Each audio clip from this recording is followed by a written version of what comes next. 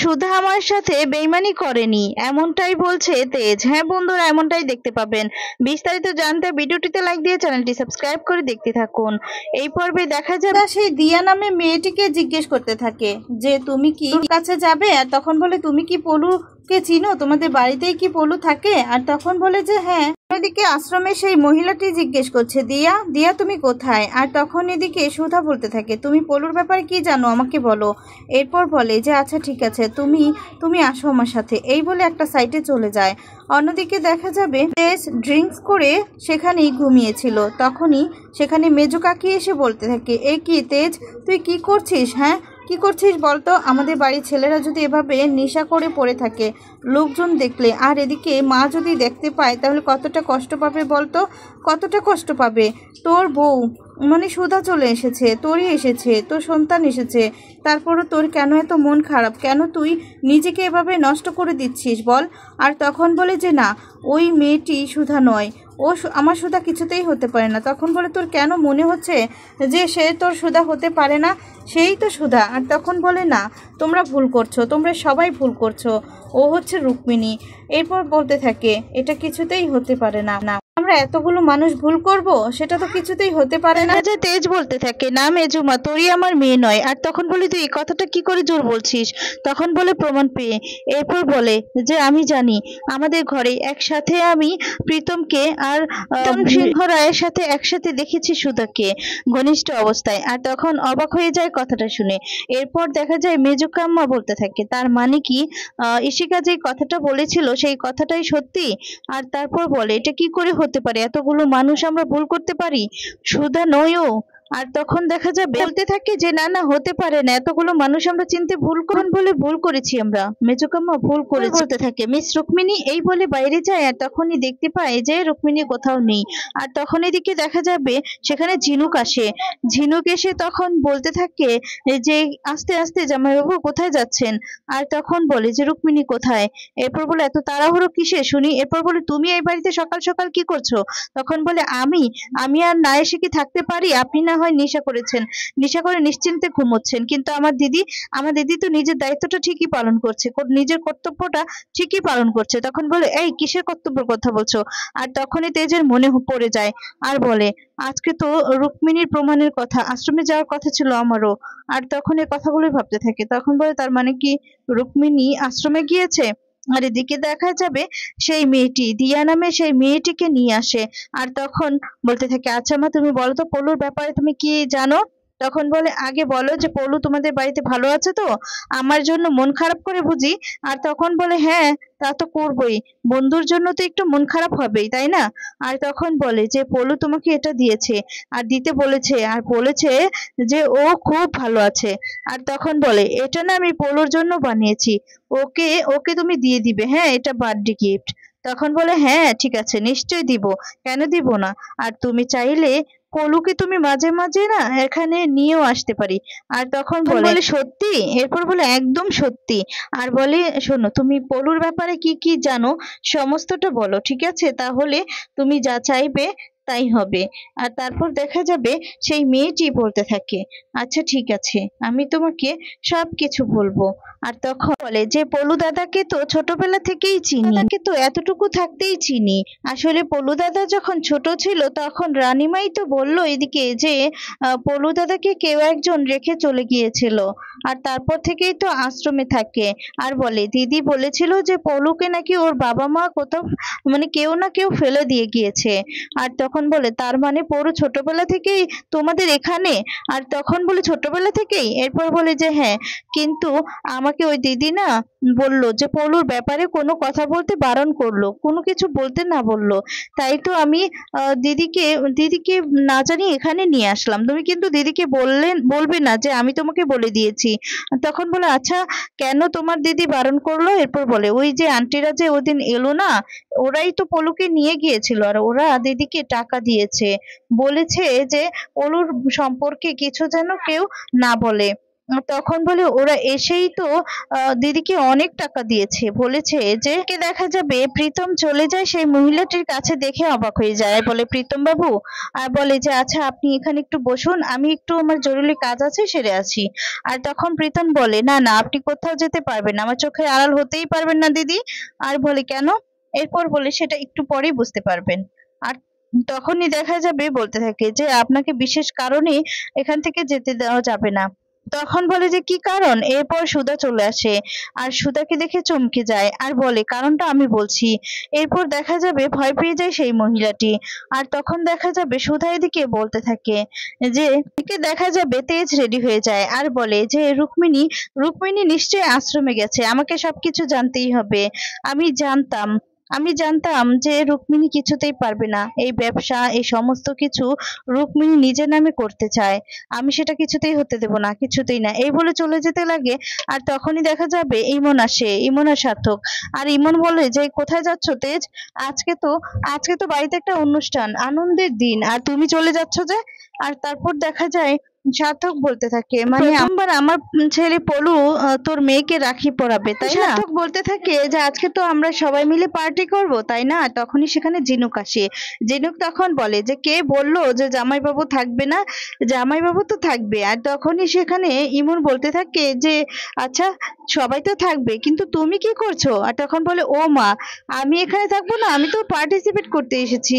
আর তখনই জ্যোৎস্না চলে আসে, সমুদ্র চলে আসে আর বলে এই তো সবাই চলে এসেছে, চল রাখি পরিয়ে দেই। জানিস তো আমি সকাল থেকে করে আছি, জানিস কতটা আমার খিদে পেয়েছে। আর তখন বলতে থাকে তো পিকলুও খাবে না, পিকলুকে তো খাওয়াতে হবে। হ্যাঁ, আর তখনই দেখা যাবে তেজ বলে দাঁড়া দাঁড়া তার আগে কাজ করে আসি। আর তখনই সমুদ্র ধরে বলতে থাকে এই দাঁড়া দাঁড়া, তোর আবার এখন কিসের কাজ রে, কিসের কাজ? আর তখন জ্যোৎস্না রাখি না পরিয়ে তো তুই কোথাও যাবি? বলে যে তোরিও তো পড়াবে, তোরি কোথায়? আর তখনই সেখানে দেখা যায় তোরি চলে আসে। তোরি এসে তখন বলতে থাকে যে ভালো পিপি, ভালো পিপি, আমিও রাখি পরাবো? তখন বলে হ্যাঁ তুমি তো নিশ্চয়ই পরাবে। তখন বলে এই যে তোমার পিকলুও চলে এসেছে, পিকলু দাদাকেও নিয়ে এসেছি।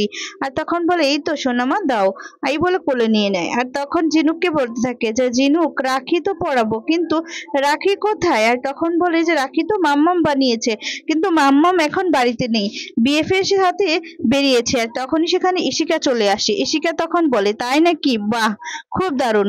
আর তখন বলে যে এই সুধাই বাড়িকে বিজনেসকে নিজে রক্ষা করবে বলে দাবি করে, সেই সুধা এই বাড়ির অনুষ্ঠানে সকাল হতে না হতেই নিজের বয়ফ্রেন্ডকে নিয়ে বেরিয়ে গিয়েছে। আর তখন সকালে কেটে পড়লো। আর তখন দেখা যায় রেগে যায় এদিকে ঝিনুক আর বলে যে তোমার ল্যাঙ্গুয়েজটা ঠিক করো, বুঝতে পেরেছো? কেটে গেল এটা মানে কি? হ্যাঁ, কি জানো তুমি আমার দিদির ব্যাপারে যে তুমি সবসময় ওর কথাতে খোঁচা দিয়ে কথা বলো?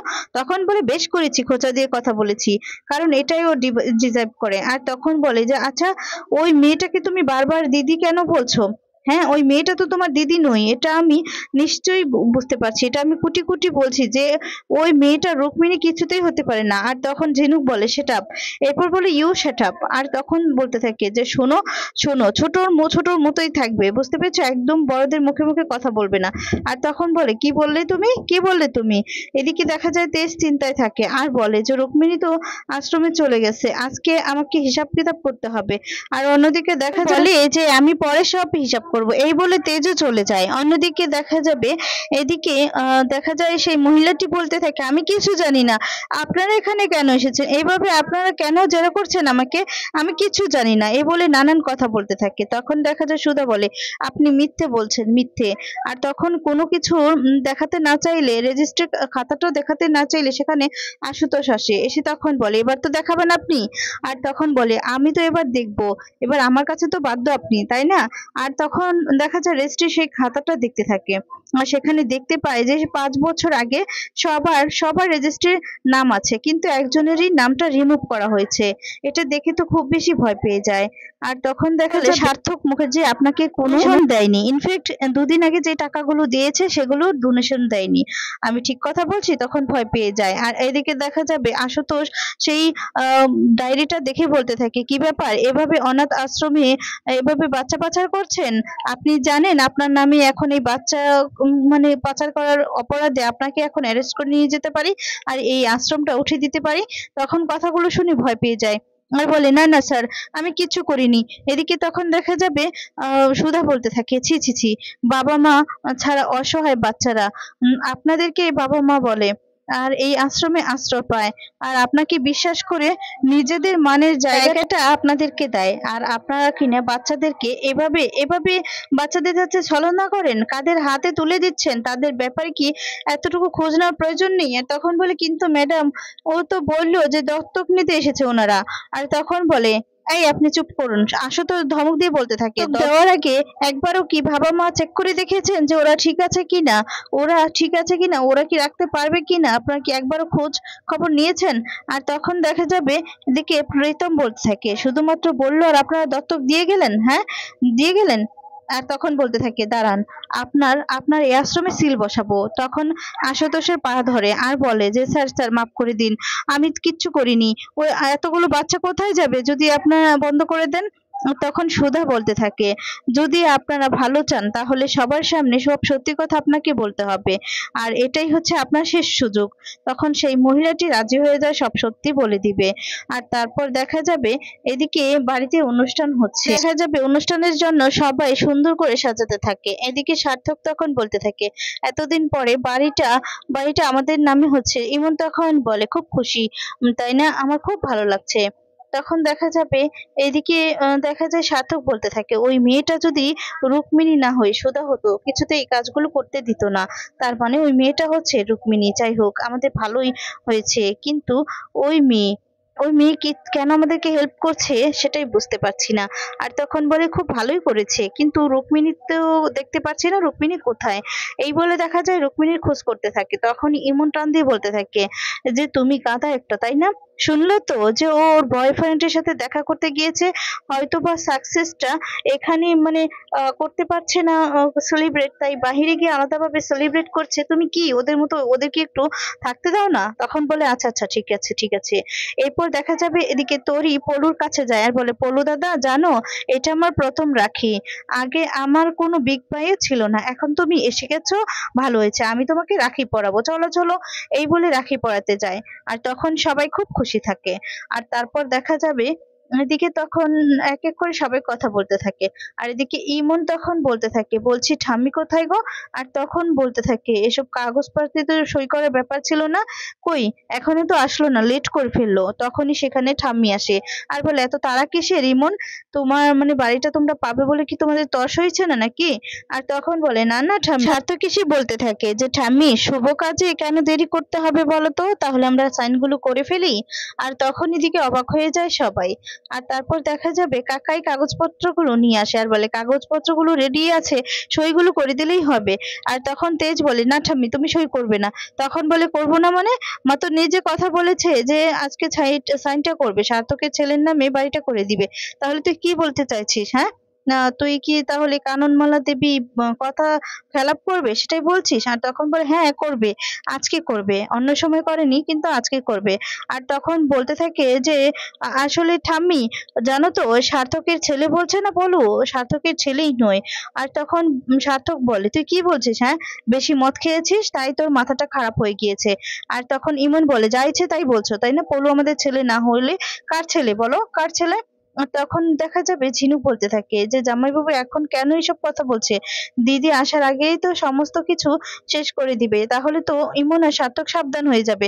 আর তখন ঝিনুক তেজের কাছে যায়, গিয়ে তখন বলে জামাইবাবু এই জন্যই না তোমাকে বলছি তুমি নেশাটা একটু কম করো, বুঝতে পারছো, নেশাটা কম করা বেশি করার কারণে না তোমার বোধ বুদ্ধি সমস্ত কিছুই যাচ্ছে, আর বলে বাস্তব বোধ পর্যন্ত সবটা লোপ পাচ্ছে।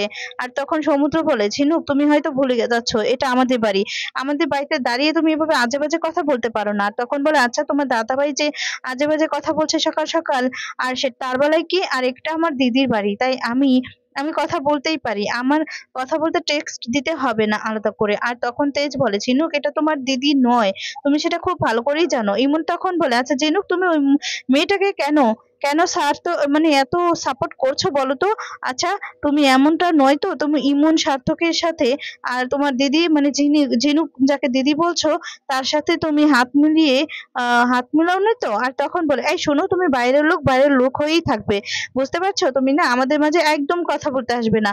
আর জামাইবাবু তুমি কি গো, তুমি ওর ন্যাকামি কথা কেন বিশ্বাস করছো বলো তো? ওর মাথায় একদম গোবরে ভরা, বুঝতে পারছো? তুমি মানে তোমাকে ভালোবেসে ফেলেছে তো, ভালোবাসায় অন্ধ হয়ে গিয়েছে, তাই যা ইচ্ছে তাই দেখা যাবে। মানে ইশিকা বলতে থাকে যে এই ভুল কিছু তো আমি বলিনি, হ্যাঁ, একটু পরেই তো প্রমাণ হয়ে যাবে যে কোনটা ঠিক কোনটা সত্যি মিথ্যে, সবটা ক্লিয়ার হয়ে যাবে। আর এই বাড়ির সকলেই বুঝতেই পারবে যে সুধারূপে রুক্মিণী এই বসু মল্লিক পরিবারের সবাইকে কতটা বোকা বানিয়েছে। আর তখন সার্থক বলতে থাকে যে সরি। আচ্ছা, তুই তুই নিজের ওয়াইফকে সন্দেহ করছিস? তেজ, মানে একটা বাইরের মেয়ের কথায় তুই নিজের ওয়াইফকে অস্বীকার করছিস? তখন তেজ বলে যে সার্থক, তুই কেন কেন যে সুধা প্রমাণিত করার চেষ্টা করছিস সেটা আমি খুব ভালো করে জানি।